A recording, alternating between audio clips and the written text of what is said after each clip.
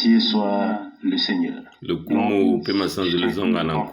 Ce sont toujours des paroles qui fortifient dans la foi. Des paroles que nous lisons dans les Saintes Écritures. Alors, l'intérêt profond et nous disons, Seigneur, encore une fois, fais-le encore une fois. Non pas à cause de nous, mais pour la gloire de ton nom. Afin qu'il soit manifeste que nous ne servons pas un Dieu mort, que nous servons un Seigneur qui a donné sa vie, qui est ressuscité, qui tient sa parole, qui sera avec nous tous les jours jusqu'à la fin du monde. N'oublions jamais d'où nous venons. N'oublions jamais où nous serions aujourd'hui si Dieu, par grâce, nous avait pas accepté avec miséricorde. N'oublions jamais quel privilège nous avons de croire. Amen. Croire ce que Dieu a à nous dire aujourd'hui par sa parole. Lorsque nous lisons dans 1 Roi chapitre 18, vient un sentiment de nostalgie, de joie, d'espoir et d'attente. Tout semble se retrouver ici. La joie de ce que le Seigneur réponde. De ce qu'il exauce les prières. A envoyé la pluie et qu'il a confirmé qu'il est le vrai Dieu. Et il y a quelques jours, nous étions à nouveau sur le mont Carmel. Cette fois-ci, je ne suis pas placé près du monument ou de la statue. Ou alors je l'ai fait pour me prendre en photo. Je ne sais pas qui l'a voulu ou qui l'a demandé. J'en avais assez de me faire photographier avec le monument ou la statue d'Élie. Mais malgré tout, oui, nous étions sur le mont Carmel également, près du monument ou la statue d'Élie. Et dans mon cœur, il y a une grande douleur qui me monte vers Dieu. Disons, Seigneur, quand le feras-tu? Quand confirmeras-tu ta parole? Quand nos paroles sonnent, qui n'accomplissent rien, mais la parole de Dieu accomplit ce pourquoi elle a été envoyée. Et si alors, ensuite, la puissance de Dieu s'y ajoute pour confirmer ce qui a été fait selon sa parole, alors c'est un témoignage indéniable de la présence de Dieu. Et si on lit tout cela, et si on connaît bien le lieu et le contexte, d'un côté, le Carmel, la plaine d'Israël, et de l'autre côté, l'autre plaine où se trouve le cours d'eau. Nous avons regardé en bas et nous avons montré celle-là que se trouve le cours d'eau. C'est là qu'Élie a mis fin au prêtre de Baal. On regarde à ce moment, puis on détourne le regard parce que la douleur est très grande. Notre Dieu n'est pas un Dieu de l'histoire, mais il est un Dieu qui fait l'histoire, qui est encore aujourd'hui fidèle à sa parole. Une chose m'a frappé ici, et je ne sais pas si c'est la première fois, mais il est dit ici clairement que la pluie est venue. Laissez-moi le lire encore une fois. Il est dit ici, oui, certainement c'était au temps de l'offrande du soir. Nous l'avons déjà mentionné il y a quelque temps, mais il s'agit ici awa ezali mpona ngai na ntina na mbula. Qu'est-ce que je voulais encore mentionner? Awa na ngai susu nalakisa eloko nini? La pluie est venue mbula eyaki après que nsima na oyo ete omekama oyo na nguya emonisamaki na Eli oyo ezalaki likanisi ya makambo ete mbula eyaki nsima ete mosakoli Eliya ye asukisaki makambo ya banganga nzambe nyonso ya Bali.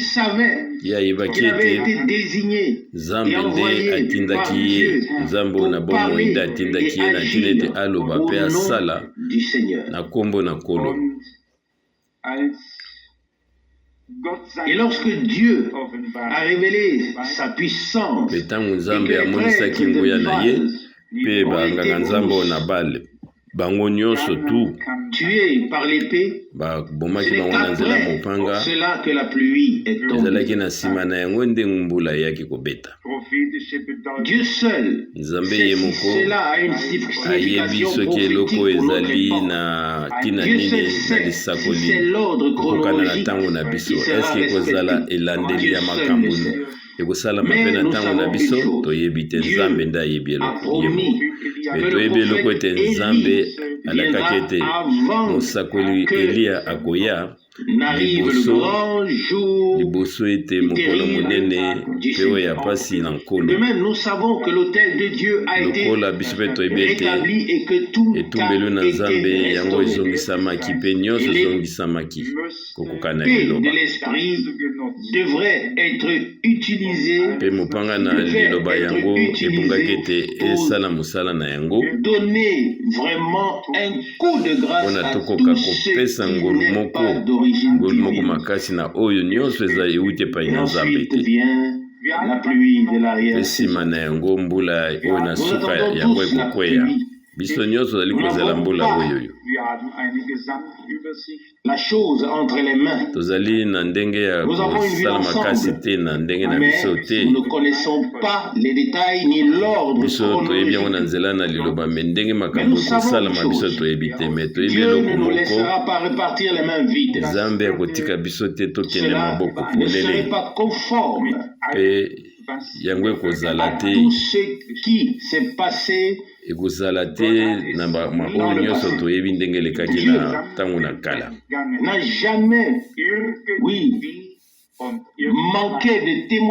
Nzambe azanga nanu te kotatola liloba na ye na lolenge to lolenge mosusu na batango to ntango nyonso te. Mikolo nyonso eleki, Nzambe ye akokisaki atatolaki oyo nyonso ye alakaki, ye alobaki yango mpe akokisaki yango. Noe azalaki mingi, bamiso baza koloba alekaki salaki 120 ans. Tokoloba nyonso tokotya 120, tokoki kotanga yango, kasi yango ezali na motuya moko te. Oyo ezali na motuya ezali te koyeba bambula ebelebele. Oyo ezali na motuya ezali te Nzambe akokisa liloba na ye. Mpe biso ezali na kondima ete soki biso tozali kosala kokokana oyo ekomami na liloba na ye, ye azali kaka na ye akokokisa liloba na ye. Eliya akoki koloba ete Nkolo, ngai nasali nyonso oyo kokokana na liloba na yo to kotindama na yo. Yo zongisela ngai eyano Nkolo, zongisela ngai eyano na ntina ete libota oyo ekoka koyeba ete yo nde ozali Nzambe na solo, mpe yo nde ozali kozongisa mitema na bango bakoka kotalela yo, bazongela yo. 1 Roi 18:36.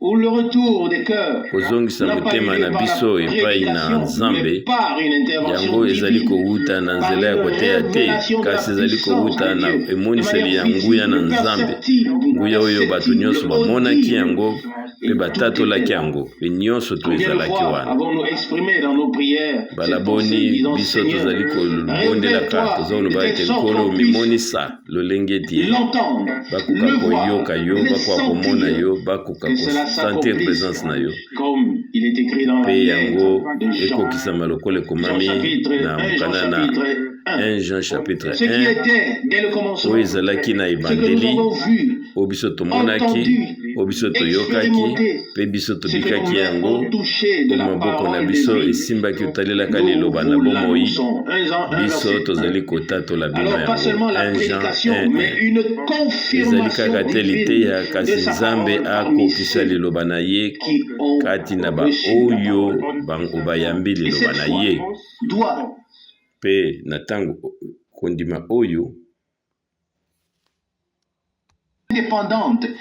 Cette foi ndima est oyo indépendante de toutes les circonstances. ekoki Par kotalela exemple, si quelqu'un ne circonstance se moko sent pas te bien, ntango mosusu cela ne moto ozomona ete change yo rien nzoto no ezali à malamu Dieu te yango et à ebongwanya la na eloko moko parole te yango de ekoki Dieu ou à ce qu'il kolongola a liloba promis. na Nzambe te to Ça, c'est la chose kolongola merveilleuse en oyo Dieu Nzambe alingi qui est kosala te au-dessus de tout. wana ezali ndenge ya kosalela Imaginez-vous Nzambe oyo qu'avec aleki nous, makambo il nyonso. monte et descende tala et qu'il ndenge soit biso tozali soumis kotambola à nos na biso variations ntango ou à nos mosusu changements. tozali Qu'est-ce que malamu cela ntango mosusu donnerait à tozali la malamu fin? te Non, mais Dieu est élevé, Nzambe mais azali na likolo il na a quand nyonso même pris en compte nos hauts me ye azali et nos kotala bas. kobosana mpe bapasi Il na biso ya mike veille mike wana te sur ye sa azali parole kobatela liloba na ye l'accomplir. mpo na kokokisa yango. Hierauf sagt Elia zu 1 Roi chapitre 18 Na verset 1 Roi 41. 18 verset 41 Élie dit à Akab, Eliya ayebisi Mange, Akabu mata mange et bois, malia car mpe j'entends mela déjà le bruit de mpo la nete pluie. ngai nazali koyoka makelele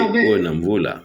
Que Ye lorsque ayebaki cette ete épreuve de puissance, ntango lorsque cette confirmation Nzambe divine, azongisaki akokisaki liloba na ye alakisaki ete ye azali Nzambe ce soki sera yango alors l'heure de ekokisami la visitation de Dieu. wana ezali ete ye ayebaki ete ntango wana Nzambe azali na ye, Nzambe ayebi ntango na ye me biso toyebi Notre yango te. moment est comme l'éternité pour Ntango lui. na biso kotalelaka Nzambe ezali kwa libela na libela doch gewisse Dinge Ainsi est le temps pour nous.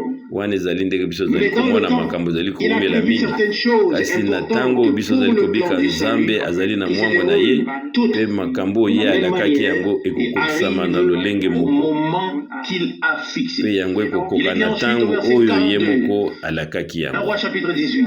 1 Roi 18 42 qu'Akab wana Akabe montait pour manger et boire. wana azalaki Élie kokende monta mpo na vers le alia pamela sommet du mont Carmel Eliya et se amataki na ngomba oyo na prosterna contre Karmel terre, mpe mettant son yangombaki visage entre ses mutu na ye genoux. mpe atiaki elongi na ye na bageno na ye.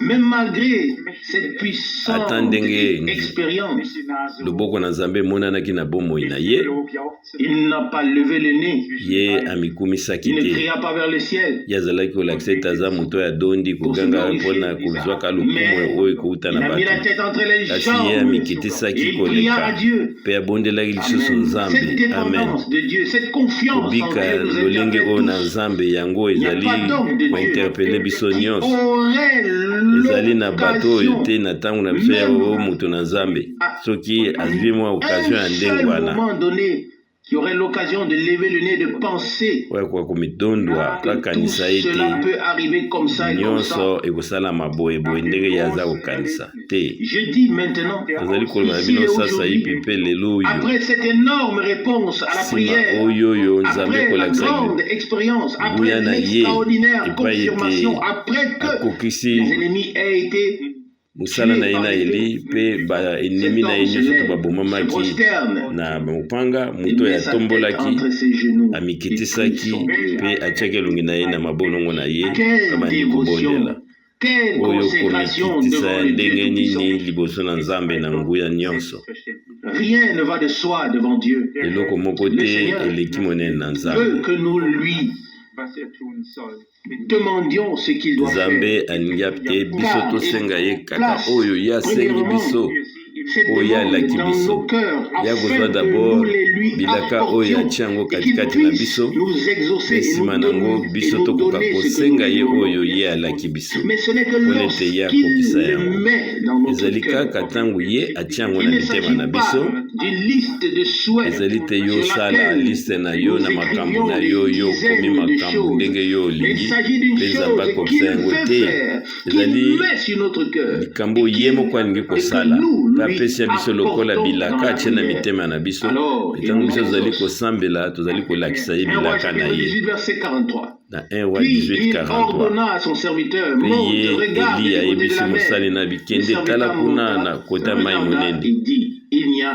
mpe mosali atali alobi namoni eloko moko te wana ezali likambo moko malamu kende yo mpe tala bongo mosali alobi ete na ye namoni eloko moko te eloko moko ya malamu ezali kuna te mpe Eli alobi na yo kende lisusu ye abongwanaki te na ntina na yango ekendaki ntango ebele lokola ye alobi awa atali lisusu mombo mosali oyo atali lisusu alobi ete eloko moko ya komoneza te ake mbala sambo to 7 fois atali lisusu soki ezalaki biso nde totikaki na biso nde tolembi me nde tosalaka na ntango mosusu tolembi kasi Eli ayebaki ete awa Nzambe ye azongisi liloba na ye mpe Nzambe wana oyo azongiselaki maloba ye akosala lisusu liloba akokokisa so liloba na ye ntango akosala yango wana etali Nzambe ye moko na 1 Roi 18:44 mpe ete na ntango na sambo 7e fois mpe ye alobaki ete tala nuage moko lipata moko ya moke ondire mwa loboko moke ya moto ezali komonisama kuna na likolo mpe na mbala moko mwa nuage wana lipata wana emonanaki mpe ewumelaki te mbula makasi ekwei mpe yango ekozala lolenge moko na ntango na suka na kogangaka makasi te kasi na mbala moko mwa nuage moko bolipata moko ya moke komonisama oyo ezali na motuya ezali ete loboko na oyo asimbi makambo nyonso ekoka komonisama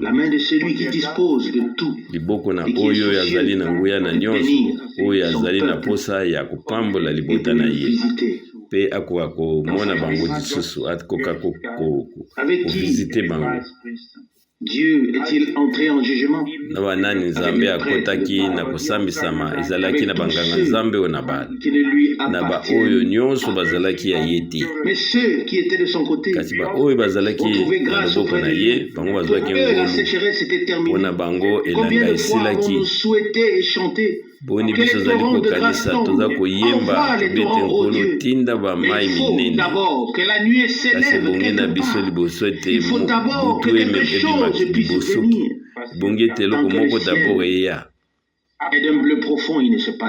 soki nalola kuna ezaka polele eloko moko ezali te kasi towumela kozela tozela ti ntango na Nzambe yango ekokokisama amen ezali na eloko moko te eleki makasi kaka kozela ezali nde na nzela wana biso tozali komona ete motema na biso molai emekami ntina suka na yango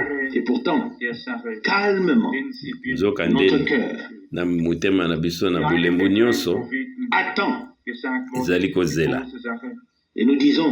mpe biso ozali koloba ete zela elaka oyo ekokokisama lokola elobamaki na mosakoli oyo na moke me ezali likambo monene mepesami na mosakoli oyo na moke babi te soki elaka ezali kowumela yo zela yango ekokokisa Habakkuk chapitre 2 na verset 3 ezali mpe lolenge moko na ntango na biso soki makambo nyonso oyo ekoki kolandana na ndenge moko malamu nsima kotalaka ete etumbelo na Nzambe ezongisami pe malakisi ya bantoma yango ezongisami katikati na lingomba na lolenge moko malamu nsima na oyo ete nyonso ezongisami na esika na yango biso tokoki kosala makambo oyo tolingi kokwana eloba na Nzambe kotombola miso na biso epai na epe toloba ete nkolo zongisela biso eyano na ntina ete liboto ezikoka kososola ete yo nde ozali Nzambe na solo ete ezali nde yo ozali kozongisa mitema na bango kotalelaka yo wana ezali kobongola moko kouta epai na Nzambe ezali teke mutu nde akoka kosala yango kasi nde ezali Nzambe kuna nde elikia na biso nyonso evandi Nzambe akoki kozongisa bato na elongi na ye na nzela liloba mpe na loboko na nguya biso nyonso tozali kozela Nzambe asala eloko moko monene abongola biso asala biso bato na Nzambe na nzela na ye liloba na ye ekokokisa liboso tokoka kobika makambo minene oyo etikali esalama ebongi na biso nanu tozala esika oyo Nzambe alingi ete biso tozala tozali komona ngo na profete Eli ye katamaki vraimen na kondima na motema na ye ye abondelaki kaka te to azongisaki kaka etumbolo to abadima banzete abongisi kasi alobaki lisusu ete abi te bozwa batono na bino na mai bobwaka ngo na banzete oyo na verset 34 makomi na bule ezali koloba ete mai oyo ezalaki zingazinga etondaki na mai na tina ete banzete nyonso etondamaki na mai mpe Nzambe azongisaki eyano oyo banganga Nzambe ya Baali bango bakoka kozala na meyele malimu mabe bakokaki kobomba ta mosusu babombi alimete quelque part mwa bapetrole na bango mpo bapelisa kasi profete na Nzambe te oyo nyonso Nzambe azali kosala yango eleki mayele na bato yango koki kokanisa te kokoma te me yango ekokoma parceke Nzambe nde alaki yango Eli abangaki ata moke te bomoni awa Eli alingaki kosalisa Nzambe te kuto arendre encore tâche wana difficile nyonso to epolaki mpona ete moto ekoka kozwa na mpasi kasi wana ezali likanisi na motu te mpe nsima na yango likamwa minene eyaki ya solo yango ezalaki nini alobi na verset 33 ye abongisaki banzete mpe azwi ngombe akati yango ndambu mpe atiango likolo oyo ya banzete oyo alobi ete bozwa batono na bino botondisa ngo mai bobwaka ngo likolo ya banzete oyo abi ete bozongisa lisusu bobwaka lisusu na mai abi bobwaka lisusu batono ya mai na banzete oyo mpe bango basalaki yango na verset 35 wana ete mai kutu ebandaki kobima kowuta na banzete wana mpe yango ekomaki lokola liziba na mai nyonso tu ezalaki na bamai mwa mai moke etondamaki wana kasi na pwasa moto ewutaki na likolo mpe Nzambe akokisaki biloba na ye oyo ezali eloko ya motuya mingi eleki motuya bato bakokaki komona ete ye azalaki kokomisa makambo pasi mpona ete Nzambe akoka kosala te wana azali kotiaka mai na banzete oyo kasi mpona Nzambe eloko eleki ezali te tozali na posa ya kosalisa Nzambe te ebongi na biso tokoka kondima kaka oyo ye azali kosenga biso mpe tokoka kopesa elikia na biso oyo ezangi suka tout mpe pouvoir tokoka kokata dans le ciel et sur la mangengete terre. nzambe na biso azali na nguya na se oyo mpe na Plus la likolo oyo situation est difficile, wana kuki kotalelaka ete d'autant plus situation Dieu sera soki na biso ezali glorifié mpasi lorsqu'elle toyebi ete s'accomplira. nkolo na biso akozwa Combien de fois lokumu avons-nous koleka ntango réfléchi makambo ou pensé ekokokisama ya malamu à boni à la tokanisaka mingi situation dans laquelle kotalelaka Marthe et Marie ete étaient quand ndenge elles nini étaient dans la Marthe détresse na parce Mari que bazalaki Lazare ntango était bazalaki mort na pasi komonaka et ete que lazare akufaki l'une d'elles mpe moko na a bango dit, alobaki Seigneur, ete si tu nkolo étais ici, soki mon ozalaki frère awa ne ndeko na serait pas biso mort. nde Jean 11, akufi verset te 31. Jean 11 Mais verset il devait 31 en être ainsi. kasi bongaki Ce ezala n'était nde pas wana seulement un malade qui devait être guéri, mais ezalaki un te mort qui devait être moto aza ressuscité. kobela nde Le abika miracle kasi moto accompli oyo par le Seigneur akufa nde en asekwa fut d'autant plus grand. nzambe asala Bien makambo aimé, minene oyo nous eleki ne mayele na voulons bato pas reculer kolo bandeko na humilité. biso tolingi kozonga nsima te N'ouvrons pas la porte à l'incrédulité. tofungola Mais ekuke vivons na biso te dans na la confiance kozanga silencieuse dans kondima notre Dieu et kasi soyons biso convaincus tozala qu'il na accomplira elikya na chaque nzambe na parole biso et chaque toyebi promesse ete en ye temps marqué. akokokisa elaka Même nyonso apesi si biso nous na devons ntango na ye attendre, ata biso ebongi na et si biso la tozela sécheresse devient si grave ata que nous disons, elanga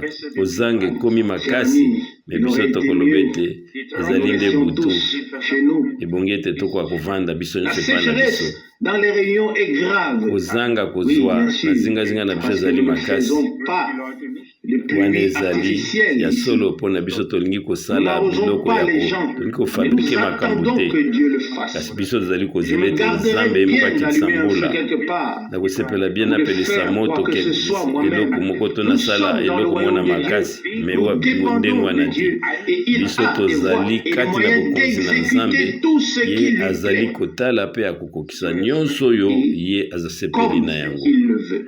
akosala yango na ntango na ye mpe lolenge ye Nous nous alingi réjouirons biso d'en tokosepela avoir une pleine part. ntango tokomona ete yango ekokisami na Oui, ntango na biso nous portons et supportons déjà son opprobre. biso tozali komema soni na ye Ne pas nous réjouir mpona de nini ce tokoka qu'il fera kosepela encore. te na makambo ya Oui, kosala kati na je le biso crois de tout mon cœur ngai nazali kondima wana motema na biso Nous moka réjouirons mobimba biso tokosepela de ce que Dieu na oyo fera nzambe selon sa parole. akosala kokokisa na Ne eloma pensez na pas ye que quelqu'un kokanisa te d'autre ete moto mosusu aura le dernier mot.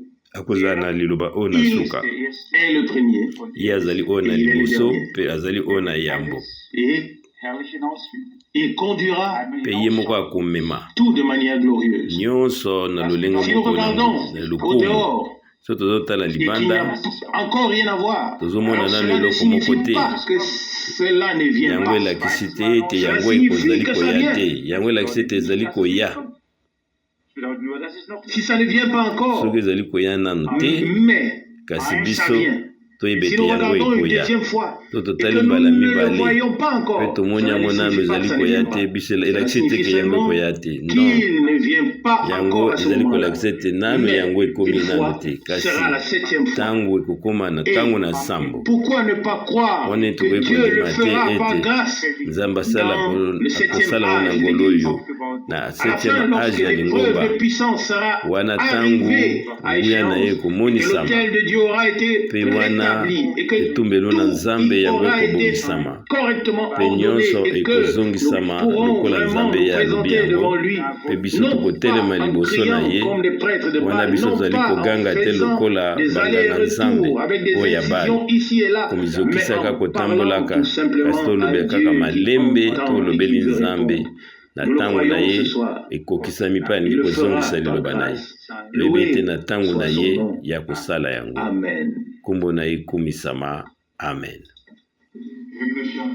Père céleste, tata na biso ozali likolo de tout cœur, nous te remercions kouta na motema na biso mobimba ya biso elingisanga mobimba tozali kozongisa lokumu na nkombo na yo mpona liloba na yo na bule des témoignages oyo ezali vivants matatoli oyo ezali na bomoi de ta puissance kolamonisaka ete nguya na yo oyo ya qui se bonzambe manifeste. yango ezali komimonisa Tu as toujours eu des hommes yo ozwalaka toujours na à qui bato tu as parlé, na nzela na bango oyo ozali kosolola mpe na nzela na bango oyo ozali kosala dont tu as pu te servir pour confirmer ta yo parole. osalelaki bango na nzela na bango mpona okokisa liloba na yo nkolo awa Mais il ezali s'agit na biso mpo na de biso ce te que toi et ta parole kasi tozali na posa ete yo na liloba na yo bozwa lokumu mpe yango ekokisama.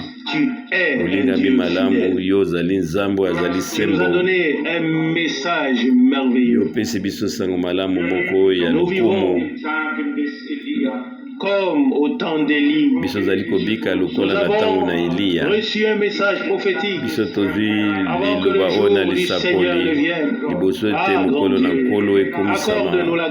Nzambe monene epesa biso ngolu na ntina ete tokoka kopusana na kondima, na ntina ete etumbelu yango ezongisama lokola yo olingi yango.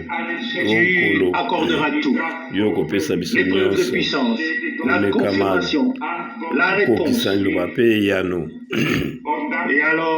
Mpe na ntango wana ekozala pasi te mpo na biso koyoka mbula mongongo na mbula kopusana. Kondima oyo ezali na bomoi yango ekomonisama ata tomoni yango nanu te, yango ekomonisama mpo nete yo oliki yango. Lokolo osalaki ngo na Eliya yakokai koloba ete kokokisama na liloba na ngai mpo nete yo otiaki liloba ne kati na monoko na ye. Lokola Paul alobaki ete kokanda na sango malamu na ngai, sango malamu na yo ekomaki sango malamu na Paul, nguya na yo ekomaki nguya na Paul, mpe bomoi na yo ekomaki bomoi na Paul. Tika te ezala mpe ndulenge wana mpona moko na biso. Tozongiseli yo matondi wana biso tozali na bolembu mpe na bapasi na biso. Biso tozali kokumisa nguya ya makila na yo, nguya ya liloba na yo, nguya ya molimo na yo. Pambola baoyo nyonso basengaki tokokanisa bango na mabondeli, kanisa bamaladi nyonso. Pambola sere na biso fo, pambola o Nzambe na nguya nyonso.